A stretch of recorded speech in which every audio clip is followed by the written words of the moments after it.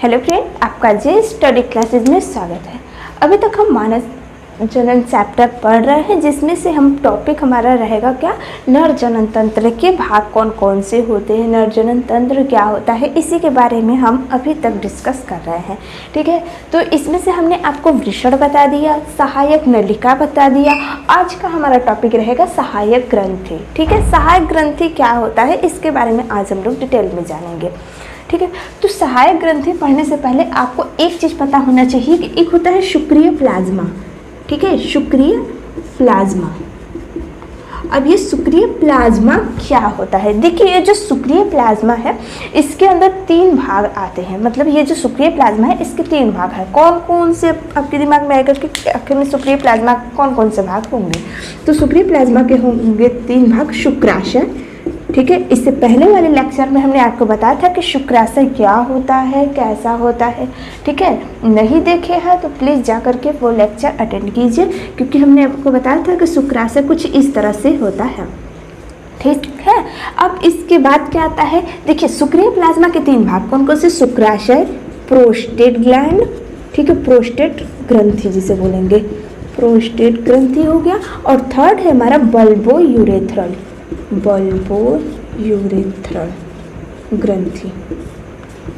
ठीक है, तो इसी के बारे में आज हम लोग जानेंगे। अब ये जो शुक्रिय प्लाज्मा होता है, शुक्रिय प्लाज्मा अगर देखा जाए तो यह 100% मान लेते ही हैं। ठीक है, 100% हम मान लेते हैं कि शुक्रिय प्लाज्मा है शुक्राणु में। तो अब क्या होता है कि ये जो शुक्राशय है, ठीक है, अभी एक एक पॉइंट हम क्लियर करेंगे, लेकिन यहीं पर आपको बता दे रहे हैं कि ये जो शुक्राशय है यह सभी शुक्रिय प्लाज्मा में सबसे अधिक भाग बनाता है। ठीक है, मतलब शुक्रिय प्लाज्मा का सबसे अधिक भाग कौन सा बनाता है, तो शुक्राशय। जैसे अगर हम आधा बोले कि इन शुक्रिय प्लाज्मा में आधा भाग जो है शुक्राशय बनाता है, तो आधा का मतलब आप क्या समझेंगे कि 100% है, उसका 50% हो जाएगा। ठीक है, तो मतलब ये जो शुक्राशय है ये 50% बनाएगा।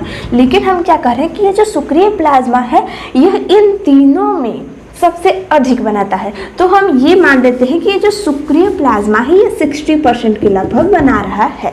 ठीक है, मतलब शुक्राशय 60% बना रहा है। और ये जो प्रोस्टेट ग्लैंड है ये बल्बो यूरेथ्रल की अपेक्षा अधिक और शुक्राशय की अपेक्षा कम इसका मात्रा होता है। तो इसे हम लगभग मान लेते हैं 25%। ठीक है, तो अब इसमें आपको ऐड करना होगा और जो कुछ भी बचा वह हो जाएगा बल्बो यूरेथ्रल की मात्रा। ठीक है, तो ये शुक्रिय प्लाज्मा हो गया कि शुक्रिय प्लाज्मा हाँ ये होता है। ठीक है, तो अब हम इसे इरेज कर दे रहे हैं। अभी हम एक एक पॉइंट को बताएंगे, तो हम सोचे कि पहले बता देते हैं कि शुक्रिय प्लाज्मा क्या होता है। ठीक है, तो आपको पता चल गया कि शुक्रिय प्लाज्मा क्या होता है। अब हमारा हेडिंग क्या रहेगा, शुक्राशय। ठीक है, शुक्राशय। अब ये शुक्राशय क्या होता है, तो शुक्राशय जैसे हम बोले तो आपके दिमाग में इमेज बनना चाहिए कि हाँ शुक्राशय कहाँ पर था। तो हमने क्या बनाया था कि एक ये वाहिनी था, इस तरह से वाहिनी आया हुआ था और इसमें इस तरह से हमने संरचना दिखाया था। ठीक है, जिसमें से यहाँ पर क्या था, वृषण था, इसमें से एक अधिवृषण की नलिका आई, शुक्रवाहिका आया, फिर शुक्रवाहक आया, फिर यहाँ पर आकर के इन दोनों का ये जो पोर्शन है यह मूत्रवाहिनी पर एक फंदा लेते हुए यह शुक्राशय वाले भाग में जुड़ जाता है। ठीक है, मतलब जुड़ किया जाएगा, मिल जाता है एक तरीके से। तो यह मूत्रवाहिनी के साथ जुड़ा हुआ भाग होता है शुक्रवाहक का, सॉरी शुक्राशय का। ठीक है, अब हमने बता दिया कि जो शुक्राशय है यह सभी शुक्रिय प्लाज्मा में सबसे अधिक पाया जाता है। ठीक है, अब ये जो शुक्राशय है इसमें एक पाया जाता है भाग प्रोटीन पाया जाता है इसमें। ठीक है, फ्रक्टोज पाया जाता है। ठीक है, शुक्राशय जो है इसमें फ्रक्टोज पाया जाता है और प्रोस्टाग्लैंडिन पाया जाता है। अब ये सब क्या होते हैं, इनका क्या वर्क है, इन सब के बारे में हम बताएंगे। पहले हम एक बार लिख दे रहे हैं ताकि आपको समझ में आ जाएगा। ठीक है, लिख देंगे तो उससे हम डिस्कस भी कर देंगे। हमने यहाँ पे नोट कर दिया है। देखिए शुक्राशय हमने हेडिंग डाला, उसके बाद हमने क्या क्या लिखा है ये समझिए। देखिए सबसे पहला पॉइंट को हम डिस्कस करते हैं कि शुक्रिय प्लाज्मा का लगभग 60% भाग बनाता है, जो कि हमने आपको बता दिया पहले ही कि ये जो शुक्राशय है ये शुक्रिय प्लाज्मा का, अब शुक्रिय प्लाज्मा का मतलब समझ गए, इसमें तीनों भाग आएगा, शुक्राशय, प्रोस्टेट ग्लैंड्स एंड बल्बोयूरेथ्रल। ठीक है, तो शुक्रिय प्लाज्मा का 60% भाग बनाता है। ठीक है, अब क्या आता है इसके बाद सेकंड पॉइंट क्या है कि एक जोड़ी मूत्राशय के आधार भाग से जुड़ा होता है।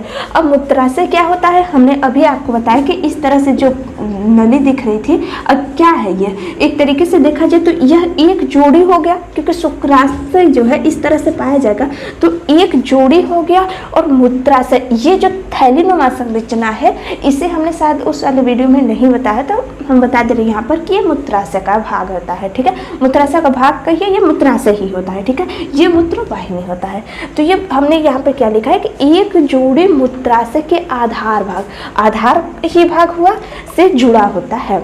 ठीक है, इसमें कोई दिक्कत नहीं होना चाहिए। उसके बाद थर्ड पॉइंट क्या है, सहायक नर ग्रंथि में सबसे बड़ी ग्रंथि शुक्राशय है। देखिए इसमें अच्छे अच्छे बच्चे खेल जाते हैं। इसका मतलब क्या हुआ, देखिए अगर हम पूछे कि मानव शरीर की सबसे बड़ी ग्रंथि क्या है, तो आपका आंसर तुरंत आता है कि यकृत है। ठीक है, मानव शरीर की सबसे बड़ी ग्रंथि यकृत, जिसे लीवर कहते हैं। ठीक है, अगर हम पूछ दे कि नर जनन तंत्र, अब हम केवल मानव की नहीं बात करें बल्कि मानव के अंदर जो नर जनन ग्रंथि है, ठीक है, तो उसमें अगर हम पूछ दे कि उसमें सबसे बड़ी ग्रंथि कौन सी है, तो ये होता है शुक्राशय। तो हमने यहाँ पर लिखा है क्या कि सहायक नर ग्रंथि में सबसे बड़ी ग्रंथि शुक्राशय है। आपसे क्वेश्चन किस तरह पूछा जाएगा, पूछा क्या जाएगा कि अब ये सारा पॉइंट दिया रहेगा कि सहायक नर ग्रंथि में सबसे बड़ी ग्रंथि है।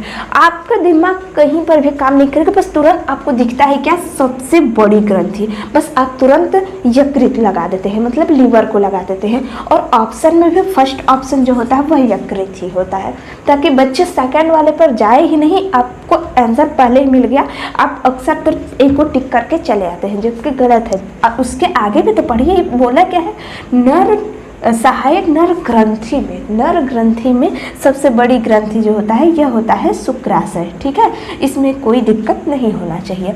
अब उसके बाद थर्ड पॉइंट में क्या है कि इसके तरल में ये जो शुक्राशय है इसमें क्या है, फ्लूइड ही तो भरा है, तो फ्लूइड का मतलब क्या, लिक्विड समझ सकते हैं, तो हमने यहाँ पे तरल का प्रयोग कर लिए हैं। ठीक है, तो इसके तरल में फ्रक्टोज तथा प्रोस्टाग्लैंडिन पाया जाता है। ठीक है, अब फ्रक्टोज क्या होता है, प्रोस्टाग्लैंडिन क्या होता है, सब एक एक पॉइंट डिस्कस किया जाएगा, लेकिन आपको जितना अभी जरूरी है सब समझते चलिए। ठीक है, तो फ्रक्टोज क्या करता है, देखिए जैसे फ्रक्टोज का क्या कार्य है, फ्रक्टोज कैसे बनता है ये समझिए। जैसे चीनी हो गया, ठीक है, इन्वर्टेज एंजाइम के प्रेजेंट में क्या होता है कि यह ग्लूकोज और फ्रक्टोज में कन्वर्ट हो जाता है। तो फ्रक्टोज भी एक मीठा पदार्थ ही है।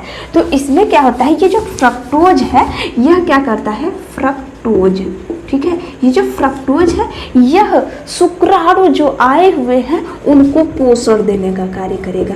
ठीक है, तो आपके दिमाग में आएगा कि सर्टोली कोशिका भी तो पोषण देने का कार्य करता था, यहाँ पे फ्रक्टोज कैसे पोषण देने का कार्य कर रहा है। ठीक है, आपका भी आंसर सही है, लेकिन जब शुक्राणु का निर्माण हो रहा था ना, उस समय जो सर्टोली कोशिका है वह पोषण देने का कार्य कर रहा था। लेकिन अब को ये जो शुक्राणु अब कहाँ आ चुके हैं, अब वो जो है मतलब हम कहें तो शुक्रजन नलिका में अभी शुक्राणु नहीं है, वह अभी आ चुके हैं कहाँ पर, शुक्राशय में। समझ रहे हैं, मतलब ये जो भाग है इस तरह से मूत्रवाहिनी हो गया ये, तो यहाँ से जो भाग है यहाँ से शुक्राणु मतलब यहाँ से चलते हुए यहाँ पर आए हुए हैं। ठीक है, तो मतलब यहाँ पर पोषण देने का कार्य कौन करेगा, तो शुक्राशय में जब आएगा शुक्राणु तो उसको पोषण देने का कार्य फ्रक्टोज करता है। ठीक है, अब क्या होता है, प्रोस्टाग्लैंडिन के बारे में हम बताएंगे, अभी नहीं। ठीक। ठीक है। अब क्या होता है, ये जो इसके अंदर फ्लूइड पाए जा रहे हैं इसका pH कितना होता है, ठीक है। तो pH इसका होता है 7.4 होता है। बस शुक्राशय में आपको इतना ही पॉइंट लिखना है। मुझे नहीं लगता कि अब इसमें कोई आपको दिक्कत होगा। हमने क्या क्या पॉइंट इसमें लिखवाया ही है जो बहुत आपको पहाड़ लगेगा। शुक्रीय प्लाज्मा का 60% भाग बनाता है। एक जोड़ी मूत्राशय के आधार भाग से जुड़ा होता है। सहायक नर ग्रंथि में सबसे बड़ी ग्रंथि है। फिर इसके तरल में फ्रक्टोज और प्रोस्टाग्लैंडिन पाया जाता है। फिर हमने क्या लिखा है कि इसके तरल का pH 7.4 होता है। हो गया, बस इतना ही तो पॉइंट हमें लिखवाना था। अब आप इतना पहले नोट कर लीजिए। हाँ, यहाँ पर हमने जो लिखवाया है स्टार मार्क करके जरूर लिख लीजिएगा कि फ्रक्टोज जो है, हम यहाँ पर लिख दे रहे हैं, फ्रक्टोज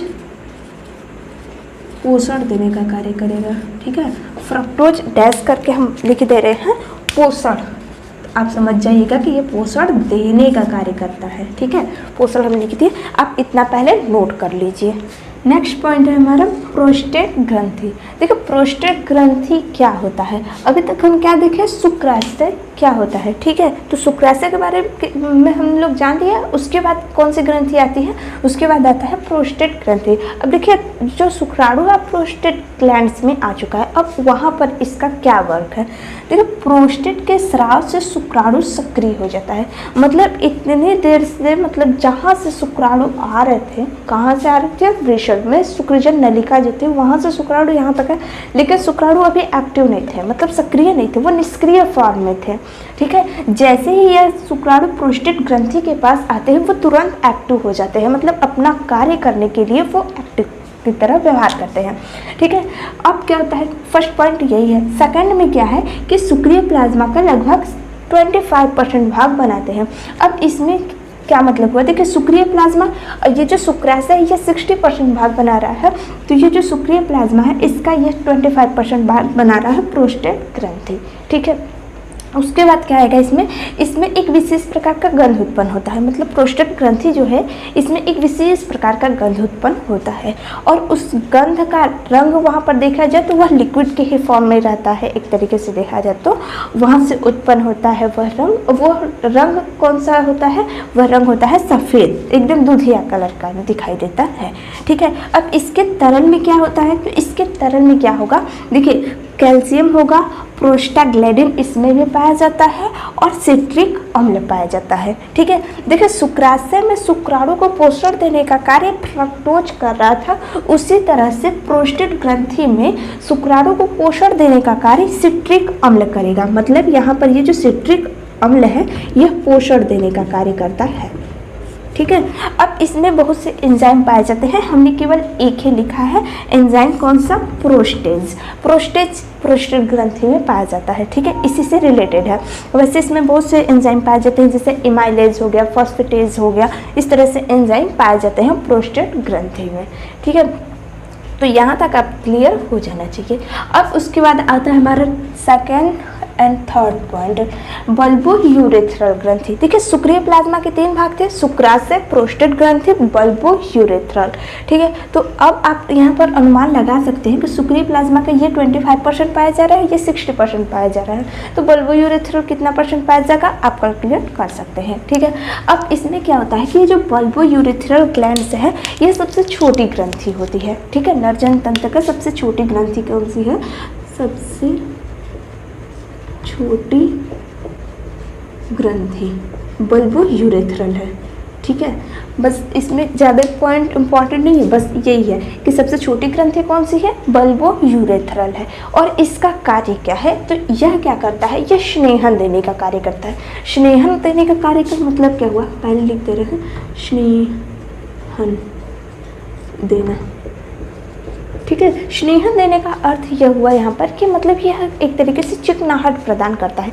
मतलब जो शुक्राणु है, जो स्पर्म है, वो गति कर रहे हैं तो उसको क्या करता है, एक तरीके से यह लिक्विड फेज देते हैं, मतलब वहाँ से वह तैरकर फास्ट चले जाए, ठीक है। मतलब यहाँ पर चिकनाहट देने का कार्य करते हैं। बस इसमें हमें यही पढ़ना था कि सहायक ग्रंथि में कौन कौन से ग्रंथि आएंगे, तो शुक्राशय हो गया, प्रोस्टेट ग्रंथि हो गया, बल्बो यूरेथ्रल ग्रंथि, ठीक है। तो इसमें से हमने आपको बता दिया कि शुक्राशय क्या करता है, मतलब शुक्राशय में क्या आएगा कि देखिए शुक्रिय प्लाज्मा का 60% भाग बनाता है, एक जोड़ी मूत्राशय के आधार भाग से जुड़ा होता है। थर्ड पॉइंट है हमारा सहायक नर ग्रंथि में सबसे बड़ी ग्रंथि शुक्राशय है, और इसमें देखा जाए तो सबसे छोटी ग्रंथि बल्बोयूरेथ्रल है, ठीक है। और इसमें इसके तरल में क्या पाया जाता है, फ्रक्टोज और प्रोस्टाग्लैंडिन पाया जाता है, और इसके तरल का जो पीएच वैल्यू है वह 7.4 होता है। फ्रक्टोज इसमें पोषण देने का कार्य करता है। उसी तरह हमने प्रोस्टेट ग्रंथि में बताया कि प्रोस्टेट ग्रंथि के स्राव से शुक्राणु जो है सक्रिय हो जाते हैं। ये सक्रिय प्लाज्मा का लगभग 25% भाग बनाते हैं। इसमें एक विशेष गंध उत्पन्न होता है, इसका रंग सफ़ेद दूधिया जैसा होता है। इसके तरल में कैल्शियम, प्रोस्टाग्लैंडिन, सिट्रिक अम्ल पाया जाता है। सिट्रिक अम्ल पोषण देने का कार्य करता है। इसमें एंजाइम कुछ पाए जाते हैं, जैसे हमने यहाँ पर देखा है प्रोस्टेज, ठीक है।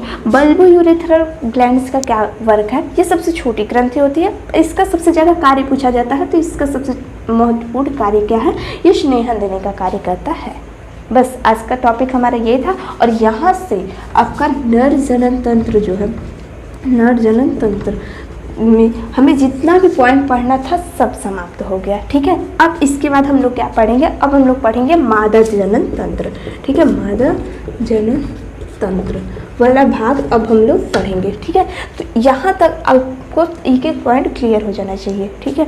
तो आज का टॉपिक कैसा रहा दोस्तों, आप हमें ज़रूर कमेंट बॉक्स में बताइएगा। Thank you.